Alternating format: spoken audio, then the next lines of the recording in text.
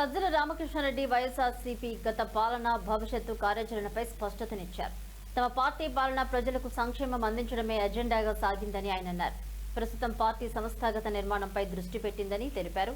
వైఎస్ఆర్సీపీ స్పష్టమైన కార్యాచరణతో ముందుకు వెళ్తోందని చెప్పారు. తిరిగి వచ్చే జగన్మోహన్ రెడ్డి పాలనలో కార్యకర్తలకే ప్రాధాన్యత ఉంటుందని, వారి పాత్ర ప్రత్యక్షంగా ఉంటుందని హామీ ఇచ్చారు. జగన్మోహన్ రెడ్డి చేసే యజ్ఞంలో తామంతా క్రియాశీలక పాత్రదారులుగా ఉండాలని కార్యకర్తలకు దిశానిర్దేశం చేశారు.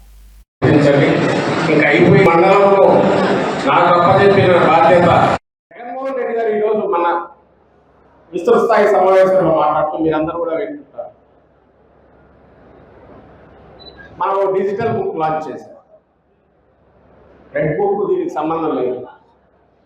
రెడ్ బుక్ అనేది అతను వ్యక్తిగతంగా కొన్ని తయారు చేసుకున్నామో ఏదో పెట్టి దుర్మార్గ భావనలతో ముందే తయారైతే, మనం పెట్టిన డిజిటల్ బుక్ మన కార్యకర్తలందరికీ మనోస్థైర్యం కలిగించో, రేపు భవిష్యత్తులో ఈ రోజు వాళ్ళను దుర్మార్గంగా వాళ్ళ పట్ల వ్యవహరించిన వాళ్ళను చట్టపరంగా ఏం చేయాలనే దానికి ఒక రికార్డు మనం ఈ రోజు నుంచి క్రియేట్ చేస్తున్నామని ఏదైతే కార్యక్రమం మొదలు పెట్టామో, ఇది రేపు మనం ప్రభుత్వం వచ్చాక కార్యకర్తలకు ఎంత ఇంపార్టెన్స్ ఇస్తామన్నది,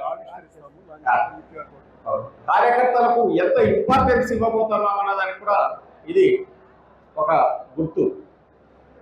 ఏదో మాటలు చెప్పడం కాదు, సీరియస్ యాక్టివిటీ యాక్షన్లో కూడా చేతల్లో కూడా చూపిస్తున్నారు జగన్మోహన్ రెడ్డి గారు అనడానికి ఇప్పుడు డిజిటల్ బుక్ ఏదైతే లాంచ్ చేశారో అది గుర్తు. అది ఓపెన్, అది లాంచ్ చేయగానే ఒక్కసారి ఊవెత్తున కంప్లైంట్ రావడం మొదలు పెట్టేసరికి అది టెక్నికల్ ప్రాబ్లమ్స్ వచ్చి ఓ రోజు అయిపోయి మళ్ళీ అది ఇచ్చేసి అభివృద్ధి మొదలైంది. దానికి ఆల్రెడీ కంప్లైంట్ కూడా వస్తున్నాయి, ప్రతిదీ రికార్డ్ అవుతోంది. అవి ఈరోజు ఇక్కడ కూడా ఇప్పుడు నియోజకవర్గాలు లాంచ్ చేస్తున్నారు. ఇక్కడ మూడవ నియోజకవర్గంలో లాంచ్ చేస్తున్నారు. దాన్ని ఇప్పుడే లాంచ్ చేద్దాము.